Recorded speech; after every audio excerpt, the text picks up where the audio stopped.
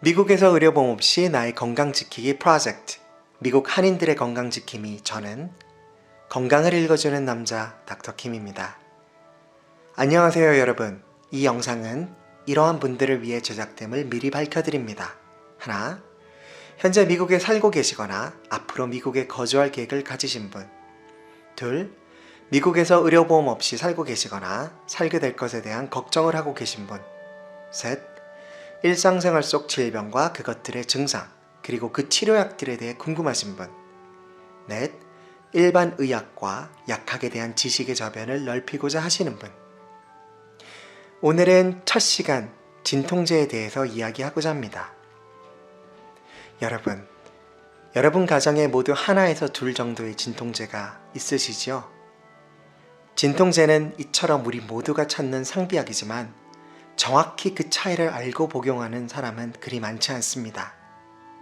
의사의 처방 없이 약국에서 쉽게 구매 가능한 이 진통제는 크게 해열 진통제와 소염 진통제로 구분됩니다. 이들을 복용할 때는 각자의 건강 상태나 복용 상황에 따라서 다르게 사용하는 것이 좋겠습니다. 그래서 준비했습니다. 해열 진통제의 대표적 성분은 바로 아세트아미노펜입니다. 미국에서는 타이레놀이라는 브랜드 네임으로 판매되고 있죠. 그리고 소염 진통제의 대표적 성분은 총 3가지인데요. 아이부프로펜, 네프록센, 아세틸살리실산 등이 바로 그것들입니다. 각각 애드빌, 올리브, 아스피린이라는 브랜드 네임으로 판매가 되고 있습니다. 오늘은 이들 진통제에 대해서 모두 자세히 알아볼 겁니다. 그리고 이를 계기로 해서 우리 모두가 진통제에 대해 더욱 친숙해질 수 있는 시간이 되길 희망합니다. 깊이 있는 이해를 위해서 쉬운 내용부터 다소 어려운 내용까지 담았음을 미리 알려드립니다. 해열 진통제 타이레놀부터 시작해 보겠습니다. 열을 다스린다는 해열과 통증을 진정시킨다는 진통의 합성어, 해열 진통제. 그것의 정확한 기전은 아직 알려진 바 없지만 인체에 통증을 유발하는 물질로 잘 알려진 프로스타글란딘이라는 물질을 제거하여 통증을 차단하고 열을 내린다고 알려져 있습니다. 통증에 있어 경도에서 중증도 정도의 통증에 사용될 수 있습니다. 기억해 둘 게 있습니다. 바로 이 타이레놀은요, 소염 효과가 없기 때문에 염증으로 유발되는 통증에는 강한 진통 효과를 기대할 수가 없습니다. 모든 종류의 통증과 해열에 쓰일 수는 있지만 특히 두통에 효과적입니다. 위장장애 등의 부작용 등이 매우 낮기 때문에 가벼운 통증 완화 및 해열제로 널리 쓰입니다. 다시 말씀드릴게요. 소염 효과가 없기 때문에 염증으로 인한 통증에는 강한 진통 효과를 보이지 않습니다. 꼭 기억해 두세요. 다음은 용량입니다. 성인용으로 사용되는 약의 용량은 스탠더드하게 500mg입니다. 성인의 경우 4시간에서 6시간을 주기로 해서 한 번에 한 알에서 2알 복용이 가능합니다. 하루 최대 4000mg까지 가능합니다. 4000mg이면 4g입니다. 이 최대 복용량은 정말 중요해요. 특히 타이레놀에 있어서는요. 다음에 약물 부작용과 직접적인 관련이 있는데요. 바로 그것은 간 독성과 간 부전입니다. 최대 복용량 이상을 복용할 경우 심각한 간 손상을 초래할 수 있습니다. 하루 최대 허용치는 아까 앞서 말씀드린 바와 같이 성인을 기준으로 4000mg, 즉 4g입니다. 간단히 말해서 500mg 기준의 알은 8정 또는 650mg 서방정 기준으로는 6정 미만으로 드셔야만 합니다. 하루에. 만약 이를 초과하여서 24시간 이내의 복용량이 10,000mg 초과하거나 단 한 알이라도 과도한 술과 동반 섭취 시에는 간 독성으로 인한 급성 간부전 등의 간 독성 간부전이 발생할 수 있다는 사실 꼭 기억해 두셔야 됩니다. 절대로 술과 함께 드시면 안 됩니다. 다음은 서방정에 대해서 얘기를 좀 자세히 해볼게요. 아까 650mg짜리가 바로 서방정인데요. 저희 미국은 아직 이걸 팔고 있어요. 한번 들어보세요. 2018년 3월부로 유럽에서는 일반 타이레놀보다 용량이 좀 더 큰 타이레놀 서방정 650mg을 복용하면 간 손상을 유발할 위험이 크다고 판단하여 판매를 전면 중지시켰습니다. 특히 이 서방정은요, 정량을 적당한 간격으로 복용하면 안전하고 자주 복용하지 않아도 된다는 장점이 있지만 복용 후 진통 효과가 아주 더디게 나타나므로 재복용과 과다 복용으로 이어질 수 있다는 판단하에서 다소 보수적이며 안전적 예방 조치로서 유럽에서는 이 서방정을 완전 퇴출을 하게 됩니다. 현재 서방정은 지속적으로 통증 완화가 요구되는 관절염 등으로 사용되고 있는데요. 관절염의 통증 완화에 사용되고 있는데요. 유럽에서는 못 사지만 우리 미국에서는 아직 살 수 있습니다. 주로 관절염에 효과적입니다. 서방정이란 말뜻 자체가 천천히 약효가 이렇게 나온다는 뜻이거든요.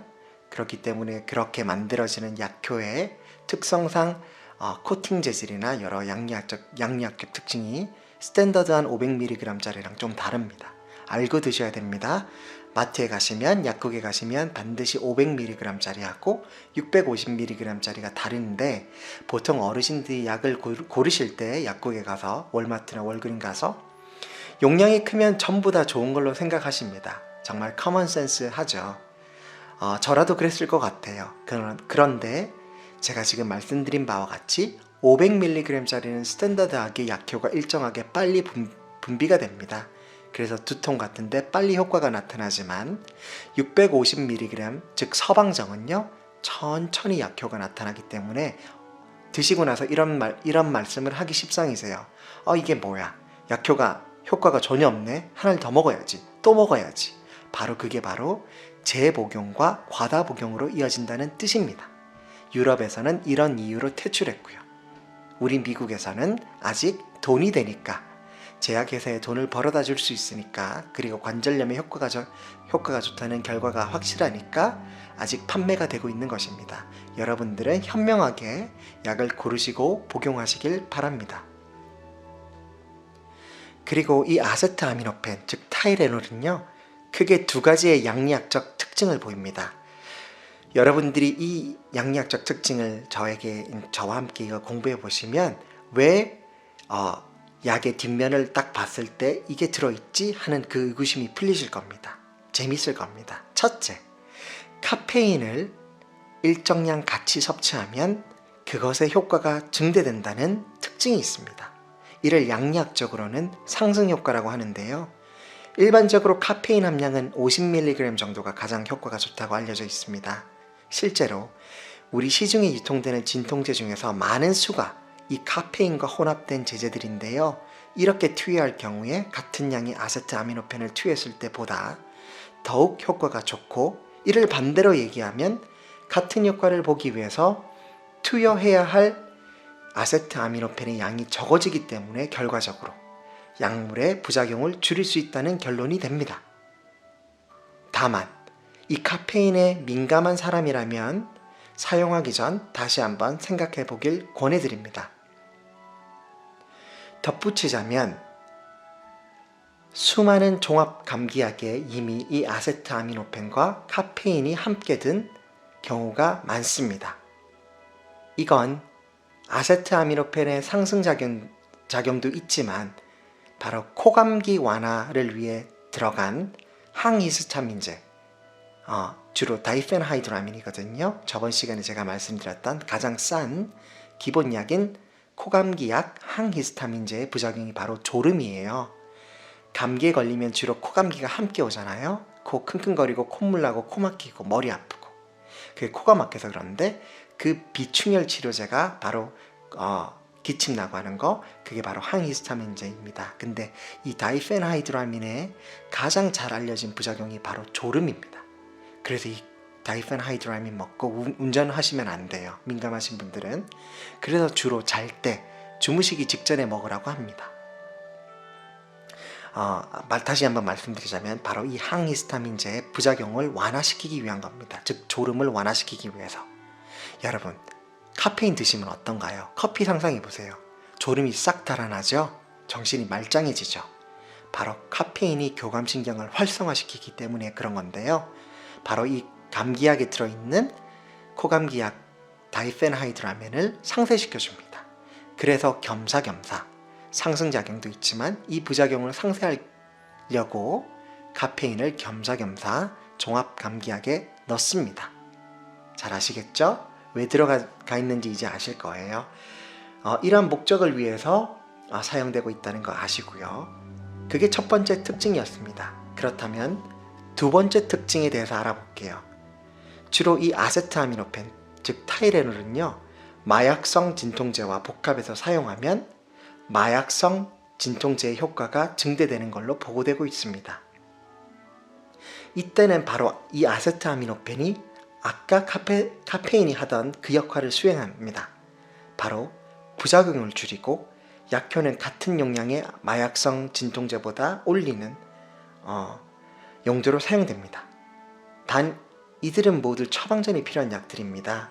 대표적으로 여러분 할머니 할아버지들 수술을 하셨거나 너무 심한 관절염이 있으면 프라이머리 닥터가 처방하는 약 중에 대표적인 약들이 뭐가 있죠? 타이레놀, T3, T4 같은 게 있죠. 거기 바로 아세트아미노펜과 마약성 진통제가 바로 아편계 진통제인데요. 오피오이드라고. 이게 바로 섞여 있는 합성 제제입니다. 정말 효과가 좋아요. 바로 이런 예가 있다는 거 알아두시면 됩니다. 자, 이제 아시겠죠? 이제 이 해열 진통제에 대한 설명은 끝이 났습니다. 다음은 소염 진통제에 대해서 알아보겠습니다. 소염 진통제를 흔히 NSAIDs, NSAIDS라고 합니다. 이걸 한글로는요, 비스테로이드성 소염 진통제라고 부릅니다. 이 말은 정말 중요합니다. 그것의 이름에서도 알 수 있듯이 이 NSAID, 비스테로이드성 소염 진통제에는요, 마약성 진통제와 스테로이드를 제외하고 소염 진통작용을 하는 약들의 총칭입니다. 시중에서 처방전 없이 구입 가능한 이 약으로는요, 아이부프로펜, 네프록슨, 아스피린 등이 있습니다. 이들은 뇌에서 통증을 전달하고 염증 작용을 일으키는 프로스타글란딘이란 물질을 합성하는 COX라는 효소에 대해 저해작용을 합니다. 지금부터는 좀 어려운 내용이 들어가 있습니다. 힘드시다면 여러분 그냥 흘려 들으셔도 됩니다. 관심 있으신 분만, 정확한 기전을 이해하고자 하시는 분만 귀 기울여 들어주십시오. 염증이 일어나면 통증이 따르는데 그 염증을 억제하기 때문에 부차적으로 진통작용이 생기는 것입니다. 바로 이 약들은요. 이것이 바로 이 NSAIDs, 비스테로이드성 소염 진통제가 하는 건데요. 흔히 염증성 통증인 잇몸 통증, 생리통, 편도선염 등에 사용되지만 실제로는 앞서 살펴본 타이레놀과 똑같이 모든 종류의 통증에도 사용될 수 있습니다. 보통 매 6시간에서 8시간마다 복용 가능하고 특히 네프록센의 경우에는 12시간마다 복용 가능합니다. 이는 약효가 다른 약보다 오래 지속되기 때문입니다. 참고하세요. 네프록센은 12시간마다, 그러니까 하루에 2알만 드시면 됩니다. 이런 소염 진통제들의 부작용은 소화불량, 위장장애, 위염, 위궤양, 위출혈 등이 있습니다. 공통점이 뭔가요? 위에 작용한다는 것입니다. 그래서 위가 안 좋으신 분, 위산이 과다 분비되시는 분, 위염이 있으신 분, 위궤양이 있으신 분 절대 드시면 안 됩니다. 그런 분들은 아까 타이레놀, 아까 위에 작용 안 한다고 그랬죠? 타이레놀을 드셔야 됩니다. 이런 부작용들 중에서 위출혈에 관한 부작용은 아스피린에서는 특히 크게 알려져 있습니다. 약 3가지 중에서 특히 아스피린이 심각합니다. 그렇게 알려져 있습니다. 그래서 출혈성 질병 또는 혈액 응고에 문제가 있는 개인분들은 절대로 아스피린은 드시면 안 됩니다. 좀 더 자세히 말씀드려 볼게요.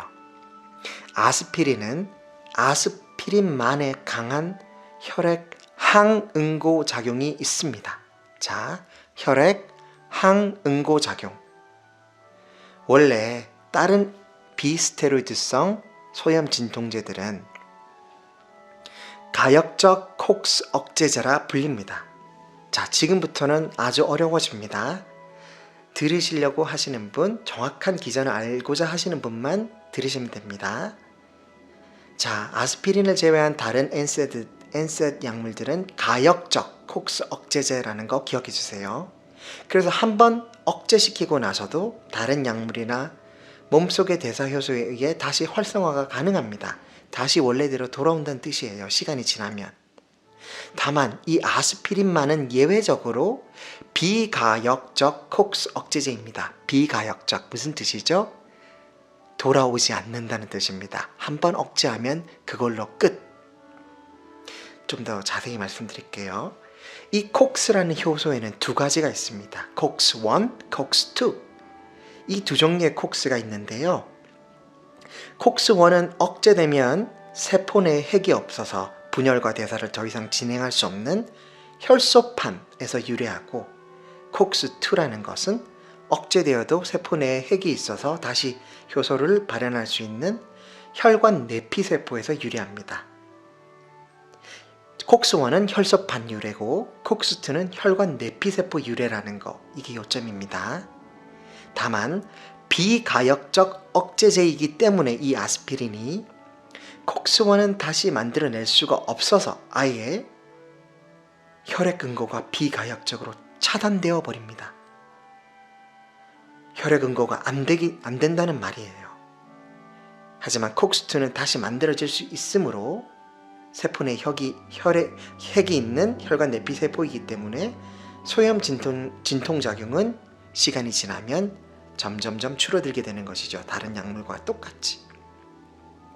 앞서 말씀드린 대로 대다수의 비스테로이드성 소염 진통제들은 가역적 콕스 억제제입니다.